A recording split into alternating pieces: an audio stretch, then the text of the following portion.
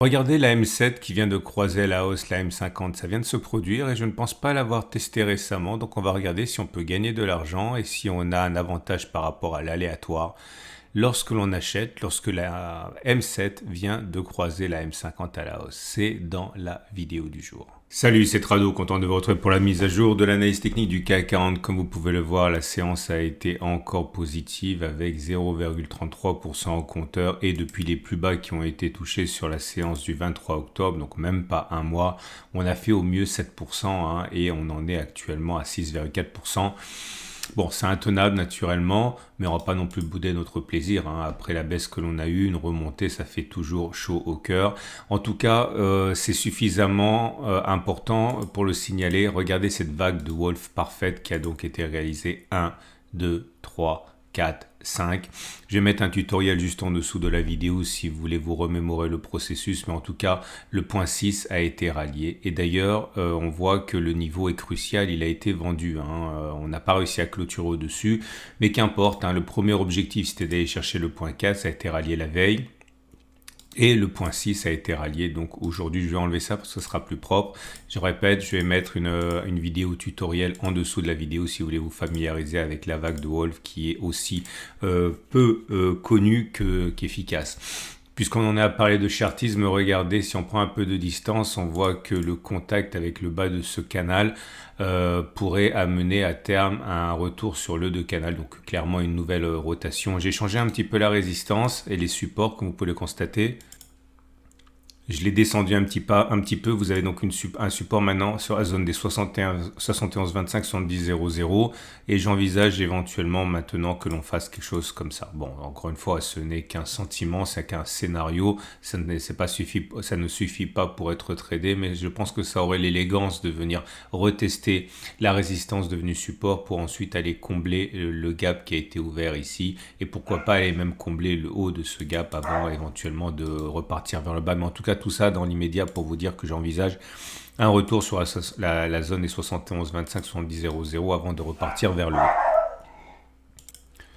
En ce qui concerne le chandelier japonais du jour, on constate qu'il est médiocre. Alors certes, la séance est positive avec 0,33%, mais vous voyez que nous avons surtout un corps rouge, ça veut dire que l'on clôture plus bas que l'on a ouvert, avec une mèche haute plutôt longue, montrant que finalement la pression baissière est bien là et c'est normal à mesure que l'on progresse, que des dégagements soient entrepris pour des prises de profit notamment, et ceci en particulier à mesure que l'on s'approche de l'objectif pour beaucoup qui est le haut de ce canal. Les bougies Aiki-Nashi sont toujours positives, ça veut dire qu'il est plus plausible que l'on continue de monter plutôt qu'on ait fait les plus bas, puisque nous avons une bougie verte sans mèche basse, et les 3 line break est toujours positif également, on le sait, c'est le 4e bloc maintenant d'affilée. Rien de neuf à ce niveau, c'est assez classique, j'en ai déjà parlé beaucoup. Les éléments techniques, et ça c'est important, vous avez la moyenne mobile à 7 jours qui est clairement ascendante en au-dessus, donc la tendance immédiate elle est haussière.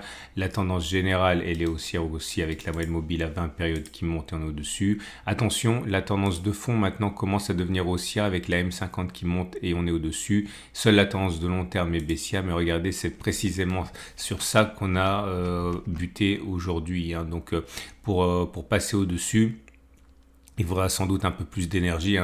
C'est la ligne de front ou le juge de paix entre la tendance haussière et la tendance baissière. J'en ai déjà parlé. Regardez, lorsque l'on passe au-dessus de la M200, généralement, c'est très significatif. Comme ici, on testera dès qu'on passera au-dessus. Parfois, il y a des faux signaux, comme là. Mais disons que si vous faites 2 bougies au-dessus, une autre bougie de confirmation, ça peut être vraiment sympa. On y reviendra encore une fois plus tard. Mais là, vous vous rendez bien compte que c'est important ce qui se produit.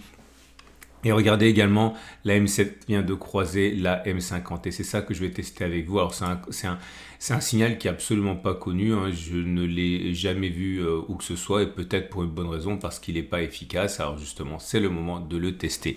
Qu'est-ce que ça donne? Que cela donne-t-il lorsque la M7 croise la M50? Alors j'ai fait 2 choses. J'ai regardé, là vous avez 2 pouces verts. Pourquoi vous avez 2 pouces verts? Parce que le signal a été donné sur cette bougie-ci. Je veux que les cours clôturent au-dessus de la M7 et de la M20 qui viennent de se croiser. J'ai bien dit, il faut que la M7 et la M7 et la M50 se croisent. Et il faut au moment où elles se croisent, les cours clôturent au-dessus des 2 moyennes mobiles. Et il y a 2 pouces verts parce que si on met un stop de protection à moins 2%, j'ai pris ça, c'est assez intéressant de tester des choses nouvelles. Si on met un stop de protection à moins 2%, est-il plausible que l'on clôture au-dessus de la bougie de signal avant de faire moins 2%? La réponse est oui, dans cet exemple-ci. Est-ce qu'il est envisageable que l'on fasse plus 2% avant de faire moins 2%? La réponse est oui également, puisqu'on a fait plus 2,8. Donc c'est pour ça qu'il y a 2 pouces verts. Et je vous montre un autre exemple. Là, pareil, vous voyez, le signal a été donné sur cette bougie-ci. Là, c'est, oui, la M7 est passée au-dessus de la M20 et on était au-dessus de la M7 et de la M20. Et vous voyez, on a fait moins 0,62, mais on n'a pas fait moins 2 et on a fait plus 2 après. On a fait plus 3,15. Donc, il y a 2 pouces verts. Je vous montre quelques autres exemples qui pourraient être intéressants, notamment des cas intermédiaires ou des cas limites. Voilà, là, vous voyez, le signal a été donné sur cette bougie-ci. On est bien au-dessus de la M7 et de la M20. Est-ce qu'on a clôturé au-dessus? Oui, on a fait au mieux 1,66. On a clôturé ici à plus 0,98, mais on n'a pas réussi à faire plus 2. Par contre, on a fait moins 2 ici. Donc, on aurait été sorti sur le stop de protection. Donc, il y a un pouce vert et un pouce rouge. Je vous montre un autre cas limite. Là, ça n'a rien donné du tout. Vous voyez, le signal a été donné ici. Et directement après, on a fait moins 2% ici sur cette bougie-ci. Donc, on n'a ni clôturé au-dessus, ni fait plus 2%. Je cherche des cas qui sont... Voilà. Là, c'est intéressant parce qu'on a eu le croisement M7-M20. Mais comme vous pouvez le constater, je ne parle pas de ça, ça c'est un double échec. Ici, on a eu croisement M7-M20, mais on était en dessous de la M7 et de la M20. Donc, je n'en ai pas tenu compte. Là, pareil, on était en dessous de la M7 et la M20, donc je n'en ai pas tenu compte. Alors là, j'ai pris simplement pour vous montrer qu'un test, c'est un test. Le signal a été donné sur cette bougie. Au mieux, on a fait 1,99 là, mais on n'a pas fait 2. On a fait moins 2 d'abord, donc c'est pour ça il faut être strict avec les backtests, sinon ça ne sert à rien. Et là, donc c'est un pouce vert et un pouce rouge. Donc je continue.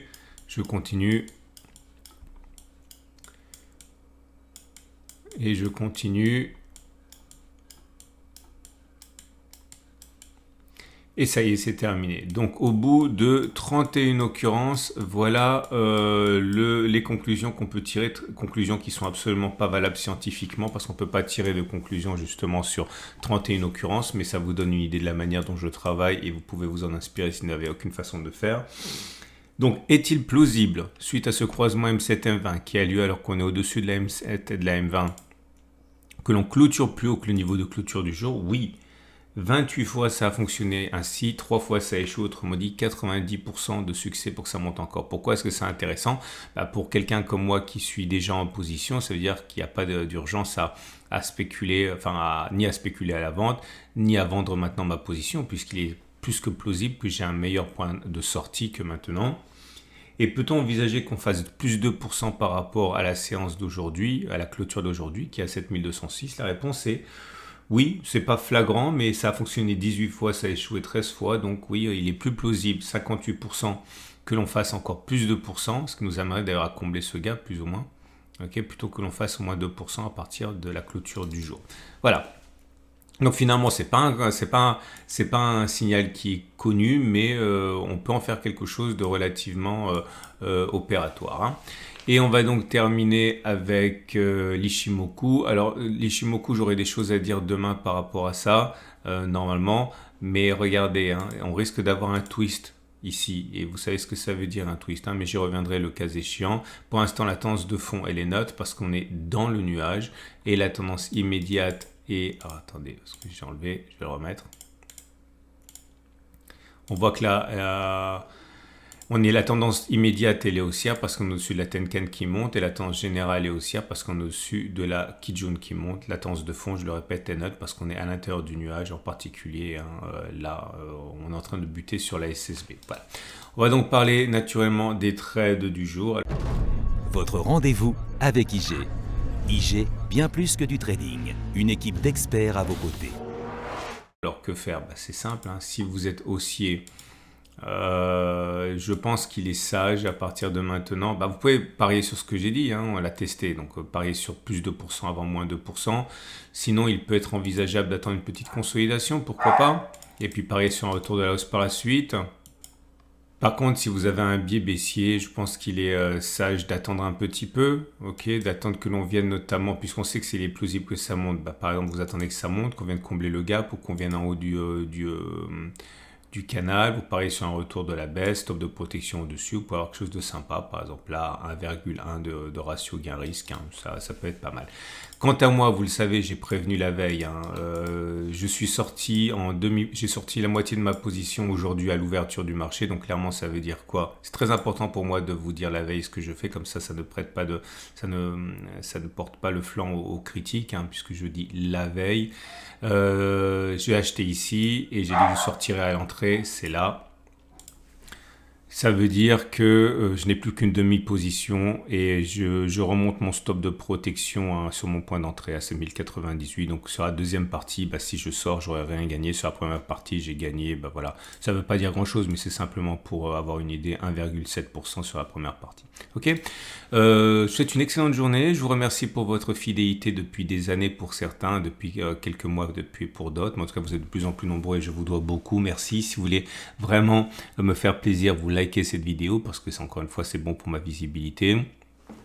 Et je vous souhaite une excellente journée. Je vous dis à demain pour la mise à jour.